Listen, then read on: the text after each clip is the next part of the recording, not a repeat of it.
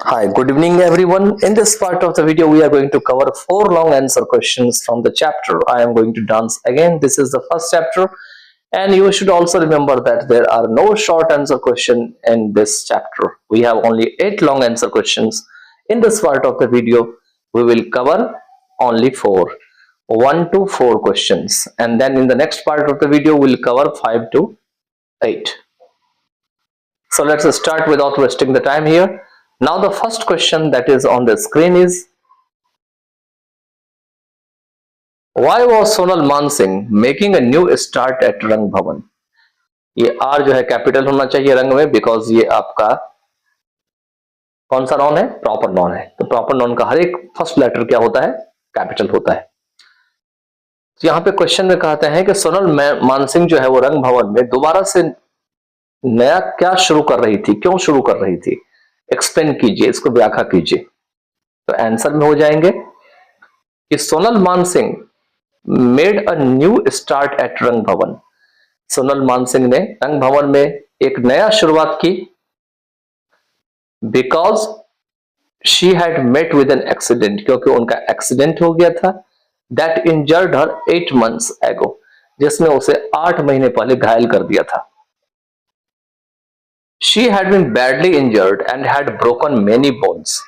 वो बुरी तरीके से घायल हो गई थी और उनके बहुत सारी हड्डियां टूट गई थी, इंक्लूडिंग 12th वर्टिब्रा, जिसमें 12th वर्टिब्रा ये बायोलॉजी का पार्ट है, पढ़िएगा तो समझ में आ जाएगा आपको। 4 रिब्स, 4 पसली, एंड कॉलर बोन्स, जो कॉलर बोन्स हड्डी होती है वो, एक्सेप्ट हर एस्पिनल। एस्पिनल कोड जो है, ये एस्पिनल जो होते हैं, यहाँ पे एस्पिनल के साथ कोड होगा CORD, जो आप लिख लीजिएगा अलग से, CORD कोड, स्पिनल कोड। मतलब स्पिनल कोड छोड़ करके जो है जितने भी थे सभी जो है उनके बुरी तरीके से फ्रैक्चर कर गए। She was put in 4 kilograms cast from her neck to hip. जब डॉक्टर ने उनका ऑपरेशन किया तो उनके बाद उन्हें 4 किलोग्राम का जो कास्ट था वो लगा दिया, उनके शरीर में फिट कर दिया, जो गर्दन से लेकर के हिप तक फिट कर दिया। अकॉर्डिंग टू द डॉक्टर के अनुसार, she was out of danger, वो अब खतरे से बाहर थी।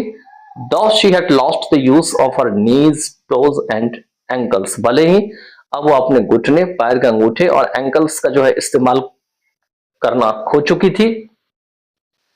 He suggested for long exercise for recovery, उसने उसे सलाह दी कि दोबारा से ठीक होने के लिए वो लंबा एक्सरसाइज करे। Sonal was growing fearful about her recovery and dancing again. Sonal दोबारा से जो है अपने ठीक होने और नाचने का जो ये प्लान है या प्रोग्राम है उसके लिए उन्हें बहुत भय था मन में। She truly knew how precious life was, वो बिल्कुल सही सही जानती थी कि जीवन कितना मूल्यवान है।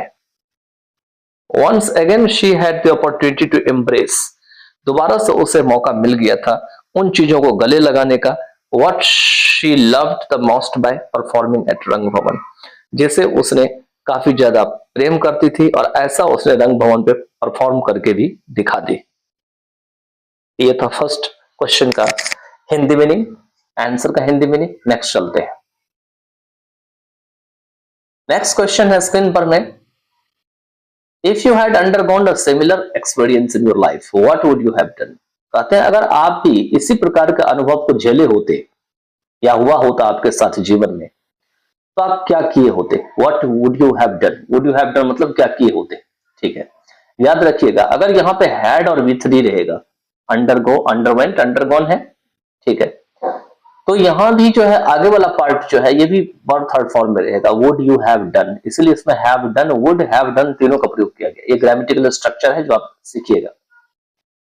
नेक्स्ट दे रखे हैं, would you have resigned yourself to your fate.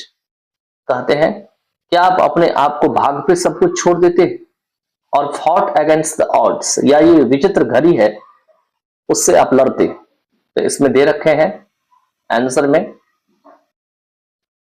कि somebody faces accidents and injuries in the course of lives, जीवन में कुछ लोग जो एक्सीडेंट और जो घटनाएं हैं या जो घायल की अवस्था है उसको फेस करते हैं, but they do not hinder the end of journey, लेकिन ये जो इंजरीज है या एक्सीडेंट है ये उनकी जो यात्रा का जो है अंत है उसको नहीं रोक पाते हैं।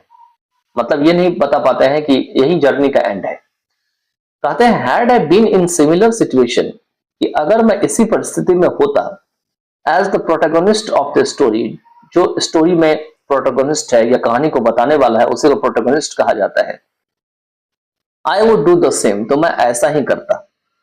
आई would try all the possible ways to keep alive the hope, मैं हर वो संभव प्रयास करता उन चीजों को या उन आशा को जीवित रखने के लिए, that things would be better in the near future, जिससे कि चीजें पास के भविष्य में जो है बेहतर हो जाता। I did not let it shatter my dream, मैं इसे अपने सपने को चकनाचूर नहीं करने देता।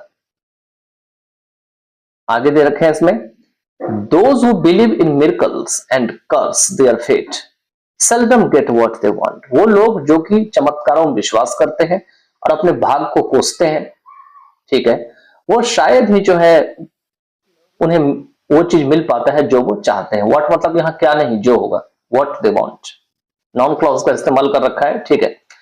It is the power of it to get victorious and shatter our dream, कहते हैं भाग्य का ही ताकत है कि वो भाग्य जो है वो विजयी होने की कोशिश करता है और हमारे सपने को चकनाचूर करने की कोशिश करता है। And shatter our dream, I would do the same as Sonal Mansingh did, मैं वही करता जो सोनल मानसिंह ने की थी।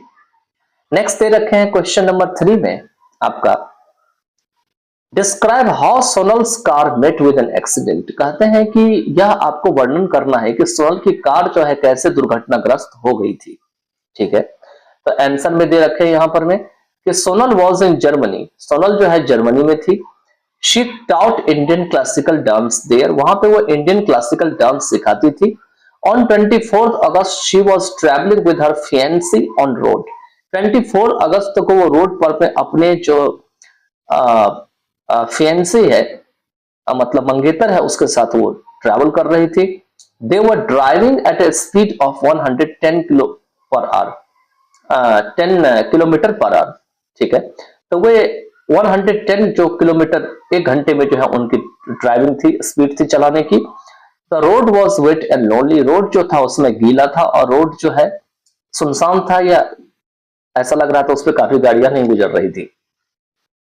They suddenly saw a deer, उन सबने अचानक जो है एक हिरन को पाया या देखा, ठीक है,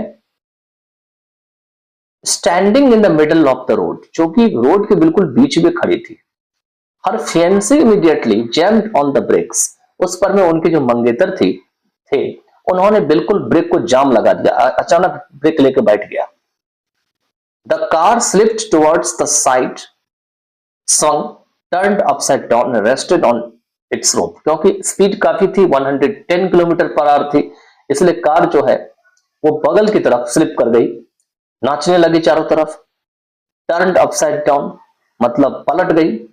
and rested on it's roof, और इनके जो छत थे वो चक्का की जगह पे आ गया और चक्के जो चारों थे वो ऊपर आ गया पलट के, मतलब कार बिल्कुल ऊपर से नीचे चला गया।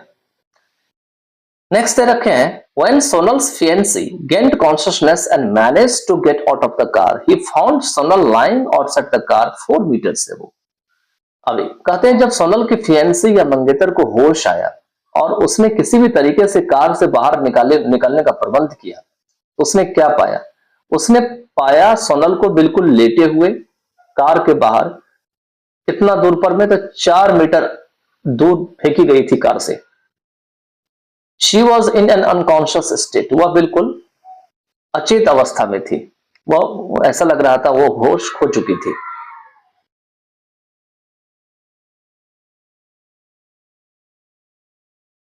क्वेश्चन नंबर 4 जो इस वीडियो का लास्ट क्वेश्चन है, it is given what happened when the car carrying Sonal met with an accident. कहते हैं क्या हुआ जो कार ले जा रहे थे सोनल को, उसका जब एक्सीडेंट हो गया। तो यहां पे दे रखे हैं आंसर में, उत्तर में, आफ्टर अनफॉर्चुनेट एक्सीडेंट, की दुर्भाग्यशाली जो दुर्घटना थी उसके बाद, Sonal was found lying on the same road in unconscious state, Sonal उसी सड़क पर में जो है अचेत अवस्था में जो है वो पाई गई, लेटी हुई थी वहां पे सड़क पे।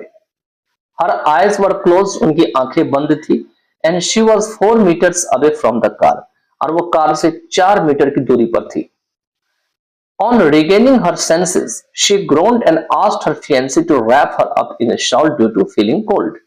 कहते हैं होश आने पर में जब थोड़ा सा उसको होश आया, हल्का सा उसको ख्याल आया कि वो कहाँ पे है, ऑन रिगेनिंग हर सेंसेस, वो दर्द के मारे कराही और अपने मंगेतर को कही कि उन्हें सॉल लपेट दे उनके शरीर पर में ठंड लगने के कारण, due to feeling cold. Next है immediately she went to the state of unconsciousness, और तुरंत ही वो जो है अचेत की अवस्था में चली गई। मतलब तुरंत उसके बाद जैसे सॉल उसके ऊपर लपेट दिया गया वैसे क्या हुआ, फिर से वो मूर्छित हो गई। She was rushed to a nearby municipal hospital, उसे जो है तुरंत जो है बगल के ही जो नगर निगम के अस्पताल होते हैं उसमें ले जाया गया एम्बुलेंस के द्वारा। Being taken to the emergency room, she was injected with medicine to reduce her pain and afterwards. कहते हैं यहां पर में कि उन्हें इमरजेंसी रूम में ले जाने पर में उन्हें इंजेक्शन लगाया गया, मेडिसिन दिया गया दर्द को कम करने के लिए, एंड आफ्टरवर्ड्स और तत्पश्चात टेकन इन फॉर एक्सरेज, उन्हें एक्सरे के लिए ले जाया गया। That showed that she had suffered severe injuries in her 12th vertebra, जिस एक्सरे में दिखाया कि उन्हें काफी गंभीर जो है वो उनको चोट लगी है या घायल हो चुकी थी, उनका 12th जो वर्टिब्रा था वो बेकार हो चुका था, चारों रिब्स जो थी, कॉलर बोन्स थे, ये टूट गए थे, एक्सेप्ट हर स्पाइनल कोड, स्पाइनल कोड पीठ की हड्डी जो होती है रीढ़ वाली हड्डी उसको छोड़ करके। नेक्स्ट दे रखे हैं इसमें for better treatment she was advise to seek treatment from the university of surgical clinic at Lanhan, याद रखिएगा इसको ऐसे ही प्रोनाउंस करेंगे लैनहन, ठीक है। कहते हैं अच्छे उपचार के कारण से उन्हें जो है एडवाइज किया गया कि अच्छा जो है वो इलाज खोजे, कहां पर में, यूनिवर्सिटी ऑफ सर्जिकल जो क्लिनिक थे लैनहन में, वहां पे, where the doctors put her with in a cast, जहां पे डॉक्टर ने उसे क्या करे, कास्ट में रख दिए। कास्ट मैंने बताया था कि इनको गर्दन से लेकर के हिप तक जो है ऑपरेशन करने के बाद कास्ट में फिट कर दिया गया था।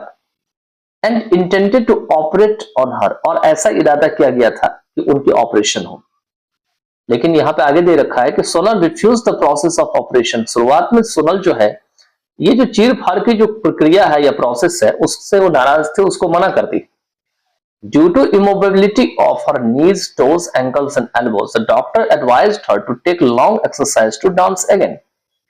कहते हैं ड्यू टू immobility मतलब अपनी जो नीज थी, मतलब घुटने थे, पैर के अंगूठे थे, एंकल्स थे, एल्बोज थे, कहने थी, इनको नहीं चला फिरा रहे थे, इसी को इमोबिलिटी कहा जाता है। तो उसी के कारण से due to the doctor advised, doctor ने सलाह दी to take long exercise to dance again, एक लंबी व्यायाम करने के लिए, एक्सरसाइज करने के लिए, टू डांस अगेन मतलब दोबारा नाचने के लिए, मतलब अगर वो ऐसा करेगी तभी वो नाच पाएगी।